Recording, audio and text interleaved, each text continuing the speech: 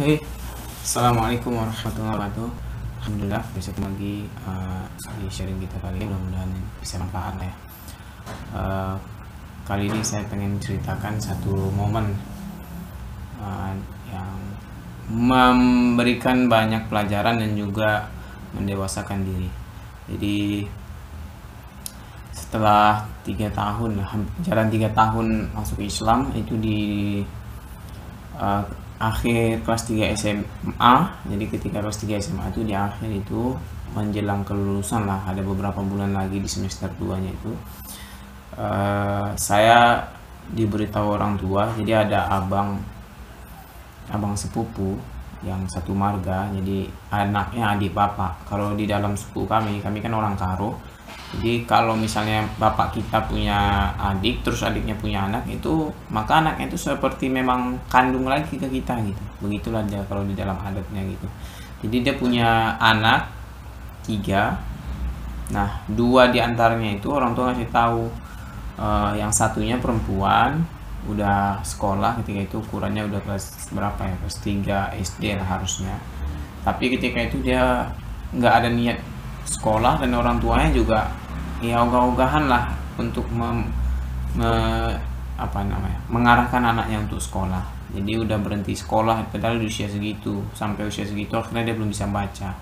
Jadi orang tuanya bilang daripada kayak gini dia juga nggak lanjut, dia pengen anaknya dibawa sama aku gitu lah. Itu masih SMA. Aku bilang ya udah nggak apa-apa kalau yang mau kayak gitu. Akhirnya saya ketemu dengan orang tuanya, ngobrol dengan dengan abang itu, bapak si anak gitu. Terus dia bilang ya udah Wan, bawa aja lah ini anak nih, bawa aja lah mereka tinggal samamu, ikut belajar Islam juga. Toh juga dulu kami dari kampung, KTP kami Islam katanya. Nah ini yang selalu aku bilang, di suku kami itu, suku Karo itu lebih kesukuannya itu sangat kuat sekali. Kadang-kadang sampai kalau misalnya dia tidak serius belajar agama, akhirnya nilai-nilai agama itu sampai sama sekali tidak ada gitu jadinya. Nah dia ini juga termasuk yang seperti itu gitulah. Akhirnya setelah bincang-bincang, bawa aja lah, terus ajari dia gimana gitu, supaya dia juga mau sekolah lagi gitu. Ya aku mikirnya ya bagus lah, alhamdulillah, orang tuanya dengan ini kan, dengan sangat-sangat terbuka untuk kayak gitu. Tambah lagi dia kan keponakan aku jatuhnya, jadi ya udahlah, oke, ini 2 orang, 2 jadinya, yang satunya kakaknya yang perempuan, yang satunya lagi laki-laki gitu. Adik yang perempuan namanya Dewi, yang kedua Dika gitu. Oke lah gitu. Akhirnya minta tolong sama kawan-kawan untuk jemput dia. Akhirnya kita jemput gitu. Kita jemput, ini si Dika sama si Dewi tinggal sama aku. Jadi aku harus membagi waktu. Aku pagi harus sekolah, terus juga harus jagain mereka. Ini 2 masih kecil. Kalau si Dikanya itu masih ukuran balita, 5 tahun lah kalau nggak salah, itu 5 tahun usianya ketika itu. Akhirnya ketika itu resmilah jadi bapak gitu. Ketika itu resmi jadi bapak dari 2 orang anak, laki-laki dan perempuan. Betul-betul fix tinggal gitu. Kita bawalah dia, akhirnya di situ bimbing lah gimana cara sholat, kemudian ngajarin Iqra, ngajarin si Dika Iqra, ngajarin si Dewi Iqra. Akhirnya ya dibantuin banyak-banyak kawan, banyak-banyak terima kasih buat Kak Elsa, buat yang lain gitu, bantuin, karena aku gak akan mungkin bisa sendiri kan, buat oma, buat bunda dan lain-lain sebagainya. Karena ketika itu aku masih sekolah, jadi kalau misalnya aku sekolah pagi sampai sore itu dijagain sama kawan-kawan tuh luar biasa memang. Ketika itu kawan-kawan dari FSRMM ngebantuin semuanya ketika itu. Jadi aku sekolah mereka yang jagain, kadang dibawa ke kampus lah, kadang dijagain dibawa ke rumah gitu kan, karena aku nggak bisa sendiri ketika itu. Jadi sepulang sekolah nanti baru lagi belajar sama dia, didik mereka, ngajarin mereka. Jadi bener-bener banyak bantuan dari kawan-kawan karena posisiku pada saat itu. Itulah momen ketika itu Allah titipkan mereka gitu supaya aku bisa banyak belajar. Padahal belum punya istri, belum punya anak, tapi Allah titipkan 2 anak ini yang Allah titipkan sama aku mungkin juga dititipkan sama kawan-kawan gitu. Jadi sehari-hari kami usahakan tuh ngajarin dia, aku ngajarin dia. Dan ketika itu ada banyak mungkin yang hari ini banyak penyesalan ketika itu. Ya gimana, kita seorang anak laki-laki usia masih SMA kelas 3 yang kadang-kadang kita masih labil, kadang-kadang sampai sekarang tuh aku masih ya sesali ketika misalnya si Dikanya kadang-kadang ngebuat aneh-aneh misalnya kan, ya ukuran anak kecil lah gitu kan, tapi respon aku ketika itu terlalu marah misalnya kayak itu, masih belum ngerti gimana ngadapin anak ketika itu kan, ya kadang-kadang ya disesali, tapi apa boleh buat, udah berlalu juga gitu kan. Tapi sampai hari ini adalah salah satu penyesalan terbesarku. Dika, Dewi, mereka manggil aku Pak Uda gitu, yang seharusnya mereka manggil aku Pak Tengah gitu kan. Dan sudah kami didik belajar. Ketika itu sudah kami usahakan gimana caranya supaya si Dikanya mau sekolah tahun depan, terus juga Dewinya masuk ke tahun ajaran baru gitu kan. Suruh lagi si Dewinya belajar Quran, belajar lagi gimana cara baca, diajarkan gimana jadi seorang muslimah, belajar pakai pakaian yang baik gitu kan. Udah kami ajarin semua bareng-bareng, kawan-kawan udah banyak bantu, sampai ke satu titik beberapa, dia nggak lama sama aku, cuma beberapa bulan aja. Sampai ke satu titik pada saat itu tiba-tiba orang tuanya minta balik anaknya gitu, padahal ketika itu dia yang nitipkan ke kita, minta balik anaknya. Usut punya usut, ketika itu kalau nggak salah orang tuanya lagi ada cekcok. Karena lagi ada cekcok, akhirnya anaknya terkorbankan ketika itu. Dia minta balik anaknya untuk tinggal sama mereka lagi, untuk dibawa emaknya gitulah. Jadi emaknya mau membawa dia, karena emaknya mau pergi keluar kota, lagi cekcok sama bapaknya, lagi ribut. Bapaknya nggak mau, akhirnya tarik ulur di antara mereka berdua. Yang terkorbankan mereka. Dia minta balik kepada kami. Udah coba untuk mediasi, coba untuk negosiasi, suruh bapaknya mikirkan gimana ini. Sampai satu waktu ketika itu akhirnya, karena kayak gitu, ya udah kami coba bawa balik dulu. Nah, dihadapkan ke bapaknya, terus disuruh ke anaknya milih gitu. Disuruh ke anaknya milih, mau ikut sama bap ini, aku yang dipanggilnya Pak Uda ini, yang harusnya dia manggil Pak Tengah, atau ikut bapaknya gitu. Dia mau ikut gimana gitu, karena ini untuk kepentingan masa depannya juga. Si Dikanya ya mungkin karena faktor masih terlalu kecil ya, dan juga mungkin juga dia kangen sama emaknya atau gimana, dia bilang ya aku ikut bapak katanya. Tapi ketika si Dewinya ditanyain, dia bilang aku mau ikut Pak Tengah katanya. Ketika itu umur dia udah beranjak lah, mau menuju ke remaja lagi. Tapi orang tuanya nggak ngasih, orang tuanya berkeras, sampai akhirnya orang tuanya ketika itu nangis. Sampai ketika itu si Dewinya nangis ya.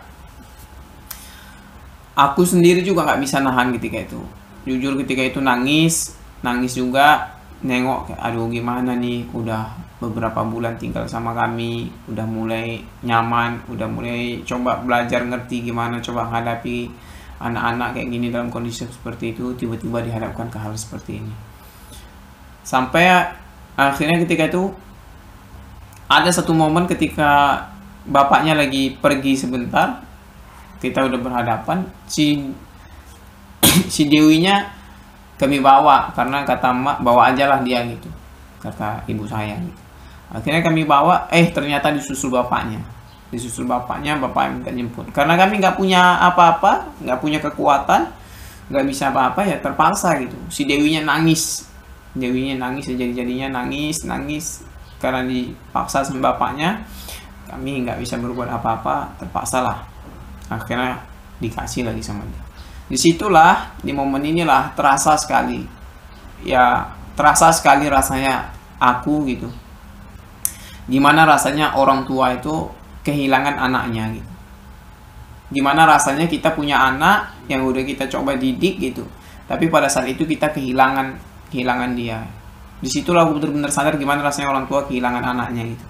sakit gimana ya, kayak yang sampai hari ini benar-benar aku sesali gitu, benar-benar aku sesali, ya Allah kenapa pada saat itu nggak punya kekuatan gitu. Yang ya yang berulang kali ini adalah salah satu penyesalan terbesar aku, yang berharap sama Allah ya mudah-mudahan mereka satu hari nanti Allah balikkan lagi kepada keislaman gitu, yang sudah kami usahakan untuk ngajarin mereka berdua. Bayangkan, meskipun gak lama tapi itulah Allah kasihkan pengalaman kepada aku.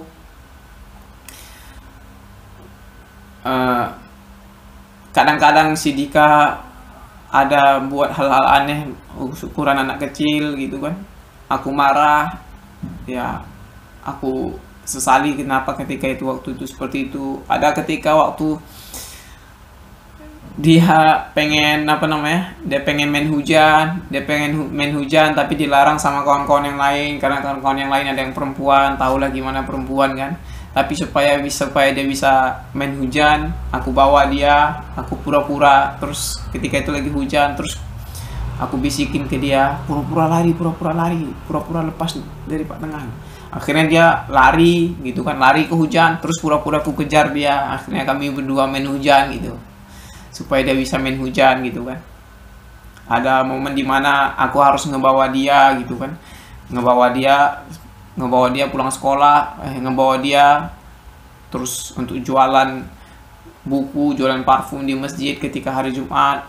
Jadi aku bawa dia, siapin dia, terus ngajak dia ke masjid, terus makan kami sama, ngebawa dia untuk mandi, ngemandiin dia ketika itu, mastiin dia, terus makaikan bajunya. Aduh,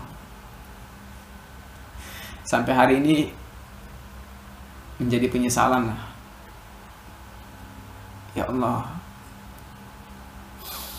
Allah kasih kesempatan itu, rasanya ketika itu masih belum banyak berbuat, tapi ya Allah, kayak gitulah rasanya kita kehilangan anak. Sakit berat rasanya ketika itu kehilangan anak, dua anak kita, laki-laki dan perempuan sepasang. Dika Dewi udah kemana-mana dibawa, kadang bawa pengajian, bawa ke sini, teringat dia kadang tertidur sambil jagain dia, sambil dengerin pengajian.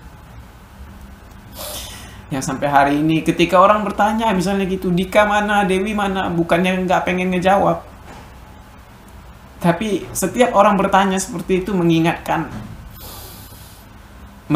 aku dan membuat aku, aduh ya Allah, teringat lagi, ya Allah kenapa terlepas gitu aja dua anak ini.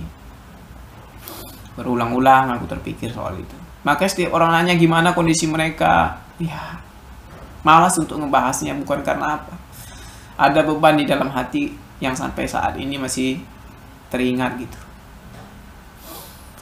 yang senantiasa ya mudah-mudahan lah mereka bisa balik lagi gitu. Mereka sekarang udah di luar kota, udah lama juga nggak jumpa, tapi yang sakit jadi yang bawaannya itu si Dewinya yang udah kita didik gitu. Tapi yang harusnya udah mau kita masuk sekolahin, udah pakai jilbab panjang, udah rapi, ya Allah, udah diajarin ngaji, udah dibawa pengajian, sekarang udah balik lagi, nggak mau sekolah lagi, nggak belajar lagi. Orang tuanya kadang kurang peduli, ya Allah. Ya mudah-mudahan Allah nanti berikan mereka jalan untuk kembali. Itu adalah salah satu momen, mudah-mudahan. Dan ini adalah salah satu pelajaran penting lah dalam hidup aku. Meskipun rasanya singkat, tapi ya sangat berarti lah, sangat berharga bagi aku. Bagaimana supaya nanti punya anak, menghadapinya, gimana rasanya kita bisa mendidik anak, membesarkannya, memandikannya, memasangkan bajunya. Itu pelajaran penting lah, meskipun singkat.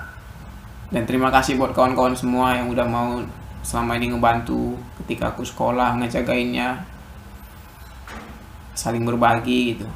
Ada yang bahkan merasa sudah menjadi ibunya, menjadi ibundanya. Terima kasih buat semuanya. Mudah-mudahan nanti mereka punya jalannya kembali. Allah tuntun mereka kembali ke agama ini. Ya, mudah-mudahan foto-foto yang tersisa dari mereka bisa menjadi pengobat rindu juga. Demikian, terima kasih kawan-kawan. Dan ini mudah-mudahan ya, aku nggak tahu mau ke depannya mau bahas apa lagi. Kalau kawan-kawan ada yang bisa kita bahas bareng-bareng, kita sharing bareng-bareng, kalian boleh komen di bawah untuk kasih saran. Kalau misalnya nggak ada ya, ini mungkin barangkali jadi episode terakhir. Tapi kalau kawan-kawan ada yang bisa kita bahas bareng-bareng, nanti kita bahas bareng-bareng, kita sharing bareng-bareng. Terima kasih untuk semua yang udah mau mendengarkan dari awal sampai sekarang ini, cerita kita ini, kisah cerita Ramadan kita ini. Mudah-mudahan bisa ketemu lagi kita di bahasan-bahasan berikutnya. Dan jika kamu ngerasa ini bermanfaat, kalian boleh like, boleh subscribe, dan boleh share video ini. Terima kasih semuanya. Assalamualaikum warahmatullahi wabarakatuh.